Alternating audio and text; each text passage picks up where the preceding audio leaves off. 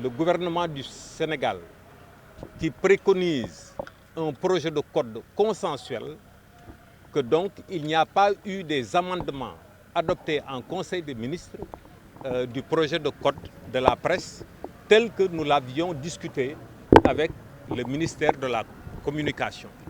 Mais nous réaffirmons encore une fois que nous ne connaissons pas le texte qui a été adopté en Conseil des ministres. Et que donc notre inquiétude pourrait porter sur des changements introduits à notre insu dans un projet de code qu'on voudrait présenter comme un projet de code consensuel.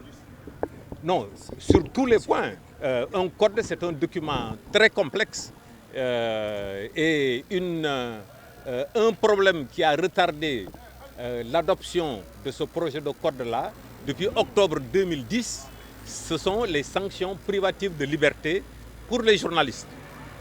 Et donc, on pourrait avoir l'inquiétude que ces sanctions soient renforcées, qu'on veuille casser du journaliste en violation de la loi, même des lois les plus répressives. Encore une fois, le président de la République, son gouvernement ont pris l'engagement de faire adopter un projet de code consensuel, c'est-à-dire avec l'accord de tous les acteurs, dont notamment les acteurs des médias. Maintenant, nous avons dit que nous allons étudier, avant son adoption par l'Assemblée, nous allons étudier le projet de code qui a été adopté en Conseil des ministres et nous allons livrer notre position.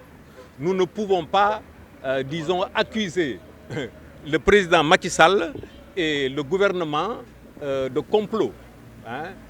Nous sommes des journalistes, nous travaillons avec les faits, nous allons étudier le projet de code qui a été adopté en Conseil des ministres et nous allons livrer notre position tout en livrant aussi nos inquiétudes, comme on l'a dit tout à l'heure.